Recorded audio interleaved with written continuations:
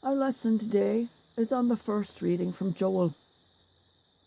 The book of the prophet Joel is made up of two speeches.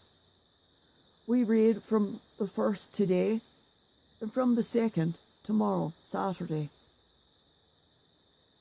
In those two speeches, Joel uses an agricultural crisis to measure his audience's knowledge of its God, warn them of a worse disaster if they ignore his preaching, and express his conviction that all faithful Judaites would someday enjoy a secure future.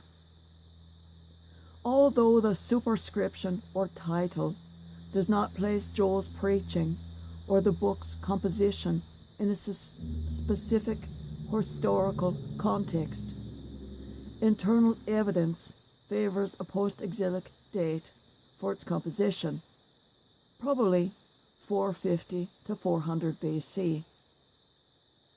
This evidence includes Joel's reliance on an established, possibly written, prophetic tradition, the existence of an organized temple liturgy, the dominance of priests, and the absence of a king.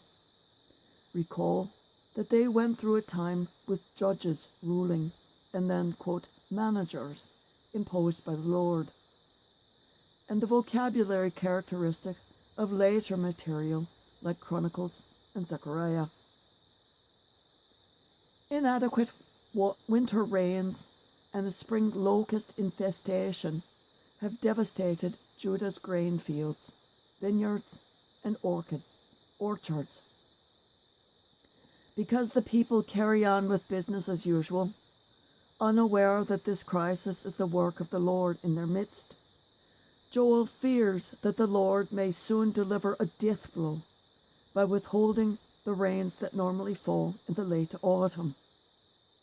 However, Joel's efforts to avert this crisis are successful. The first speech of today's reading ends with Joel's assurance that at the end of the next agricultural year, the people will enjoy a superabundant harvest. In tomorrow's first reading, we will read from Joel's second speech, which begins with a summary description, chapter 3, of the prophet's hope that Judah's God will one day destroy its enemies and make Jerusalem secure once and for all. This divine intervention will create a more inclusive community, cutting across boundaries for gender, class, and age. In Peter's first public speech at Pentecost, which is Acts 2, 16 to 21, the author uses Joel 3, 1 to 5, to announce the formation of such a community among Christians in Jerusalem in the proximity of the day of the Lord. The rest of Joel's second speech, chapter 4, uses the imagery of drought and locusts from the first speech and introduces the metaphor of a grape harvest and wine making to describe the attack of the Lord's heavenly army on Judah's enemies.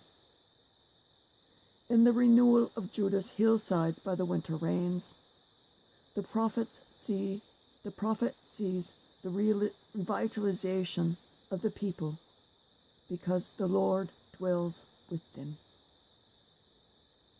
I shall see you tomorrow. Peace be with you.